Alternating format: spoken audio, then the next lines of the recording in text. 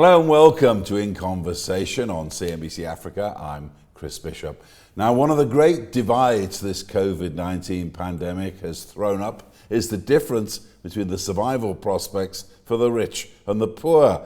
Now, this is one of the many concerns of health entrepreneur Lenias Hwenda, who joins me today. She has had a long and distinguished career in medicine. She trained as an immunologist and studied vaccines for everything from influenza to tuberculosis at Oxford University. She was also a health diplomat in Geneva, helping to shape health policy for Africa. As an entrepreneur, she is trying to bring down the cost of medicine in Africa. Thank you very much for joining me in Conversation. Just to start off with then, this COVID-19 pandemic, just want to go through how the world and Africa has been handling it. You think one of the big problems is that a lot of nations have become inward looking, a lot of nations have not really come up with correct action to combat the pandemic. Thank you, Chris. It's good to be here. Yes, I think, the way the world have responded to the COVID pandemic, it has been very much lacking in the global approach that is needed for us to be able to effectively control, or in the early days to have effectively control the spread of the virus. I think, in a lot of cases, perhaps with the exception of Africa, which has had more of a regional response, we have seen countries responding very much on an individual basis and not having that level of coordination that you would expect with an emergency of this magnitude. And how do you think, here we are in October 2020, many months this pandemic's been going, in Africa, it seems that in some ways it's a lot more of under control than it is maybe in Europe and the Northern Hemisphere. Yes, well, I mean, this has been the big surprise of the COVID pandemic, that the one place that we were most fearful for, the world was most fearful for, seems to have done very well in terms of controlling and responding effectively and mitigating against spread within communities. And part of the reason for that, I think, is because Africa was able to respond very early, very rapidly. We saw countries closing their borders in some cases even before any cases had been detected within those countries. So very much taking a proactive approach to respond and mitigate, testing within airports, which didn't happen in many places around the world, unfortunately. And therefore, we see that the pandemic at the moment in many parts of the world, in Europe, in the US, they're entering the second phase. But in Africa, they've been very successful at delaying the peak of the outbreak and preventing health systems from getting overwhelmed by the pandemic. Sometimes when I've looked at some of the infection rates in some of the countries in sub-Saharan Africa, you see they're very low, but surely the amount of testing that's going on, bearing in mind the remoteness of many areas in Africa, it's still very low compared to the rest of the world.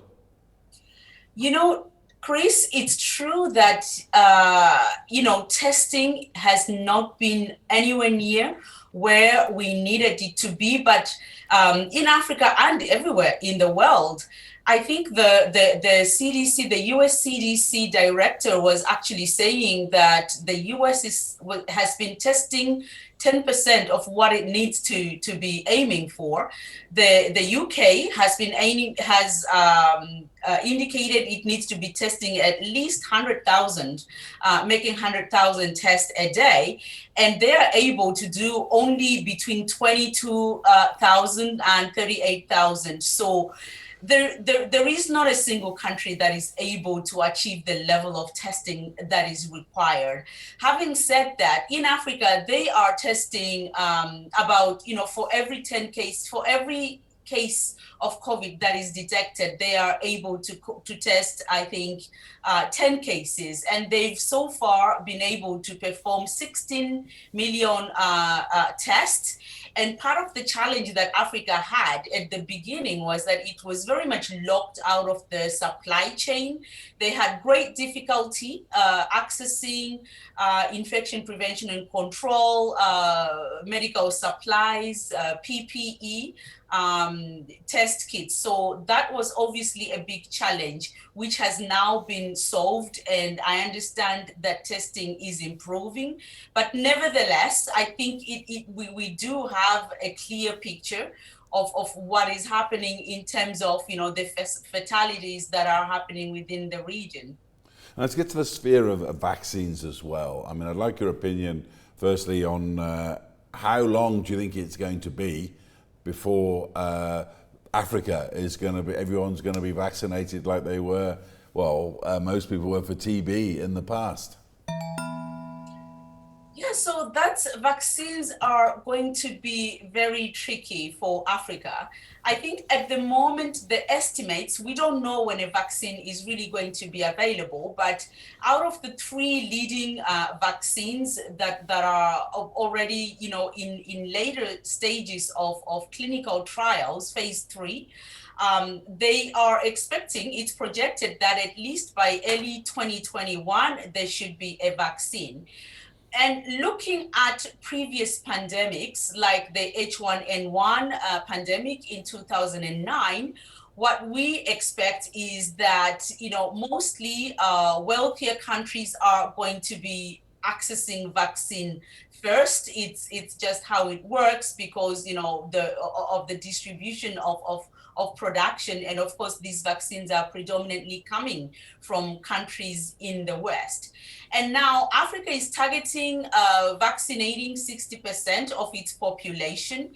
It has a dual strategy for accessing that vaccine. One strategy is predominantly depending on the multilateral mechanisms that have been established, like the COVAX mechanism that is being run by CEPI and Gavi and the WHO. So from there, the COVAX facility, it aims to secure about, I think, 2 billion doses of vaccine. Most of those would be reserved for low and middle income countries, and 20% of that is going to be reserved for Africa. So that's about 230 million doses. And with the target that Africa has, that leaves a 40% gap in the amount of vaccine that they need.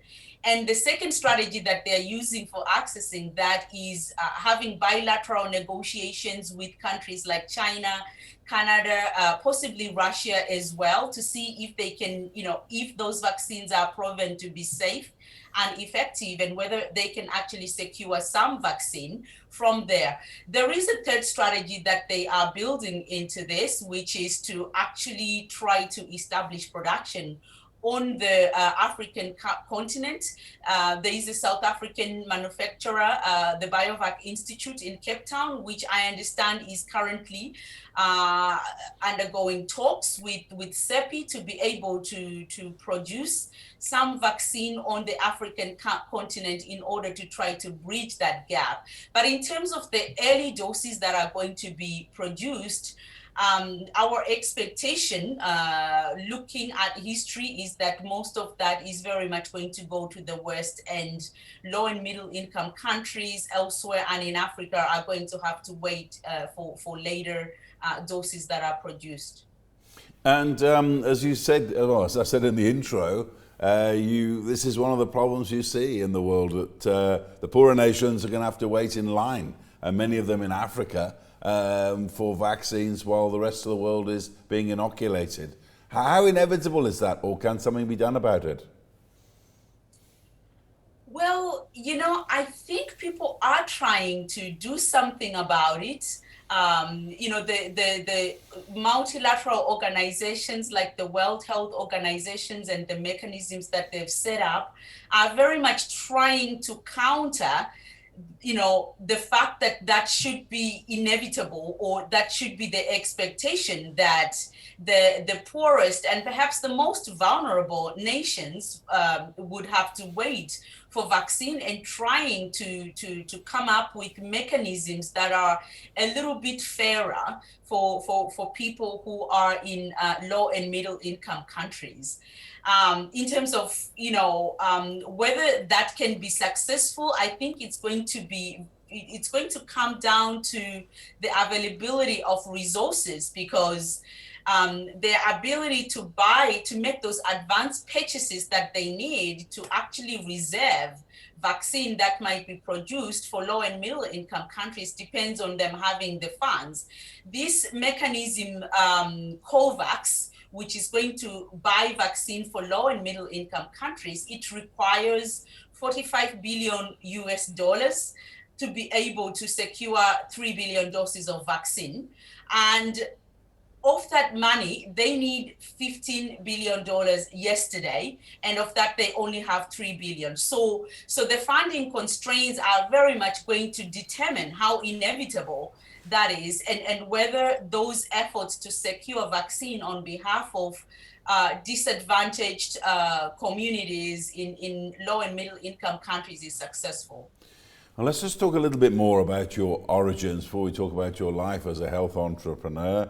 You were born in a village near Grue in Marondera in central Zimbabwe, and there was a particularly tragic event that happened in your young life that encouraged you to try to become A, a health professional, and B, get medicine to the people. It was the death of your favorite uncle, Ephraim, in 1995. You watched this big, strong man slowly fade away. How did that spur you on to a career in medicine? I think, that whole experience from my childhood has played a very decisive factor in the choice of career that I've made. So what you have to understand about my background is that I grew up during the HIV/AIDS pandemic, another pandemic. I've experienced several now in my lifetime. And at that time, there were no treatments available within our communities, and there was so much death. We were surrounded by so much death within our communities. And just experiencing that, and, experiencing that on a personal level, Uncle Ephraim was one of my favorite uncles. He was a chief, and he got sick. And at the time, hospitals basically looked after people until such a time when they just sent them home, because there was no more that they could do for them. So you simply had to wait for the day when they would pass. And this is what happened for my uncle Ephraim, and it really shaped me. It had a profound effect in terms of what I wanted to do. And from that time onwards, I wanted to serve my communities. I wanted to spend my life, trying to make sure that we can get treatments to people in disadvantaged communities who needed them. But now, fast forward, you're a health entrepreneur, and I just tell a little bit exactly what you do. As far as I understand it, you're getting countries together in sub-Saharan Africa to buy in bulk to reduce the cost of medicine so that more people can afford it on this continent. Just tell us an idea of what you do. Yes. So Chris, what we are doing right now, so I'm a health entrepreneur. Like you said, I studied vaccine development, and but I transitioned from that work to go into international affairs, where I worked in the United Nations as part of the African group of countries that were involved in negotiating policy on the global stage to ensure that, issues such as access to vaccine for COVID or during disease outbreaks, we have mechanisms for ensuring that those things are done in an equitable manner, in a way that is fair, so that it doesn't become only the rich that benefits. And from that work, that took me to the work that I'm currently doing, being an entrepreneur, looking at how to bring quality, affordable medical products, medicines to African communities. So, so we're working at Medicines for Africa, and our mission is to improve availability of quality, affordable medicines in African communities. And what we do is that we are providing a service for sourcing medical products after identifying the needs and sourcing them on the global marketplace, for on behalf of multiple buyers, and pooling those products in order to create volumes, larger volumes, that allow us to negotiate lower prices with manufacturers. And then establishing framework agreements, which basically locks in the lower prices that we're able to negotiate for a period of time, which brings a level of predictability to the people who are buying medicines on behalf of patients within communities, so that they're able to plan their budgets better, and they're able to treat more people for the same budgets.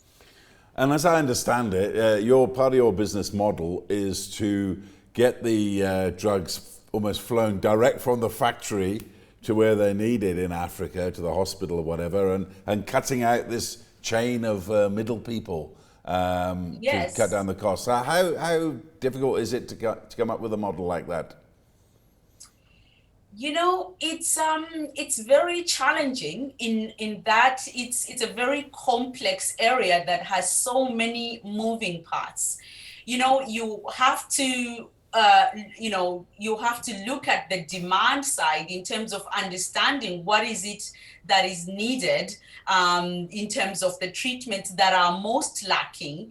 And generally speaking, in African countries, the greatest needs are in the areas that have not been supported by donors. So anything that is outside HIV, TB, malaria, because if you look at all the development support, it pretty much goes towards the same challenges that everybody else is looking at. And what that has done is that the largest part of the burden of disease that affects people within African communities have been neglected for many, many decades. There's been no support to bring those treatments to people. So we're talking things like diabetes, cancer, cardiovascular disease, mental health. All those things are very much neglected, but African people need those treatments as well. So we basically, identify these requirements. Let's say if you're looking at cancer, you look at the treatments that are needed across a range of countries. Our clients are basically spanning public and private sectors. So it can be people within central medical stores.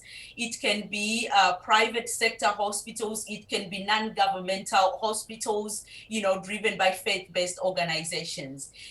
No matter. So we bring those requirements together. And so you have to go onto the global marketplace. You have to know what you're looking for in terms of the prices that make sense. So that means benchmarking. You need to have data to be able to benchmark and to negotiate prices that are reasonable for your clients. And having done that, so that part is not so challenging in that there are quite a lot of structures that you can tap into to perform due diligence. You have to perform due diligence on those suppliers to make sure that what they supply is meeting the standards that are required by national regulatory authorities within countries. And we use different mechanisms that are sort of available to us from the WHO and from other regulatory authorities. And once we've identified those sources, basically the idea is that those medicines have to flow directly to the clients, because one of the biggest drivers of cost is the multiple middlemen that continue to add markups in that supply chain, such that by the time those products reach the patient, they have increased several hundredfold, to the point that patients are unable to access them. So one way we deal with that is that those products have to flow from the factory directly to the people who are buying those products on behalf of patients, offering what is offered by the manufacturers, so that you don't have those markups that excessively drive up cost and makes treatments inaccessible to patients who need them because they are not able to afford the price. January 2021, the African Continental Free Trade Area is about to kick off. How could it change the game in your business? Wow, that would be an enormous game changer in terms of our ability to do business within the region, in terms of mobility, the ease of movement for us as people trying to do business in Africa, and moving products across different countries within the region. So you can imagine if you have harmonized, customs requirements for bringing those medicines, for bringing medicines into countries, is going to significantly reduce the cost of doing business and simplify, of course, the processes that we have to go through in order to bring those products into countries. So it would be an enormous improvement in terms of the challenges that one experiences going from one nation to another. And if that can integrate also the harmonization of regulatory requirements in terms of the standards that are applied to the quality of medicines that are coming into the countries, it would be a massive game changer in terms of improving availability of treatment, which are often delayed. Availability within countries is often delayed due to differences within regulatory requirements in countries around the region. And surely it would mean that you could take medicine into one country and it would be fit for every other country on the continent. That's going to save you a lot of time and effort, surely. Absolutely. It would save a lot of time and effort, and it would save also a lot of money, because, part of the reason, one of the things that drives up the cost of doing business, of bringing medicines into Africa, is certainly the duplication of efforts that often happens, especially if you need, so in order to bring medicines into any country, you need to have marketing authorization, which means that you have regulatory approval that this medicine meets the requirements of that country. So if you imagine if those standards, those requirements are harmonized for all of the countries within the region, so that if you get marketing authorization in Zimbabwe or in South Africa, that authorization is good for every country. You don't have to go into each country and duplicate the cost of requesting an authorization, and the process. It takes time. You would avoid many delays. It's going to be an enormous game changer. And again, just lastly, just looking to the future, what are your hopes for your business? I mean, have you got a target of how much medicine you're going to be moving across the continent the next 5 years? Wow, it's the hope really, for us, the vision that we have is to be able to achieve consistent availability of medicines in any country, so that whenever someone is sick and they go to the pharmacy, what they need is going to be available when they need it, and the cost of that product is going to be, affordable to them. So they don't have to take the choice not to get treatment because they cannot afford to pay for that treatment. So in 5 years, our hope is certainly to be able to expand our footprint in terms of the countries that we serve, the people that we serve, the therapy areas that we serve as well, being able to have a broader reach in terms of all of the areas that are currently significantly neglected because of the way that treatments are provided within the region and the way that development support is provided. So we would like to be able to reach more people across the country, across the continent, in more countries, across many disease areas, so that people can get what they need when they need it, where they need it, with cost not being a barrier to that. And just looking back to your roots, your childhood in the village, are you confident that drugs and medicines are more freely available and more affordable in the land where you grew up, as opposed to what they were 25 years ago? Oh, Chris, I mean, certainly in terms of 25 years ago, in terms of treatments for HIV, yes, those treatments are certainly more available because there has been, after the initial lapse in terms of responding effectively to the HIV pandemic and making sure that treatments are available to all people, the subsequent establishment of the global fund on those and those international mechanisms to support treatment availability has really made an enormous impact in terms of treatments for those things. So if you are suffering from HIV, AIDS, malaria, TB, you're good. Chances are you will be able to access treatments a lot more often than you can't. Are we reaching all people that need those treatments? Not at all. There are still gaps, enormous gaps that exist, in particular in those areas that are remote and not near urban centers. That's where the most acute needs are, in the last mile.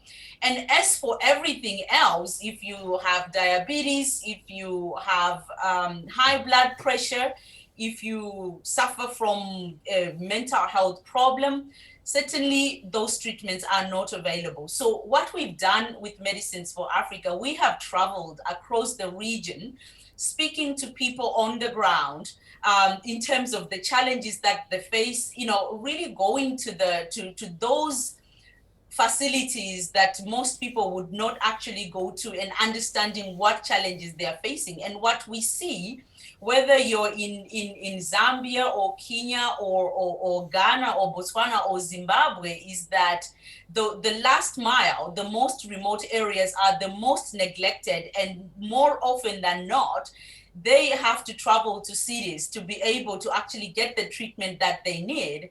And that means they pay a premium for the products. Not only do they pay more for the products that they need to get treatment, they have to pay the extra cost of traveling to the nearest city to be able to get that treatment, and they may or may not find that it is there. So it's an enormous cost, an enormous burden for people in remote areas. I'm afraid that's all we've got time for on this edition of In Conversation here at CNBC Africa. From me, Chris Bishop, it's goodbye.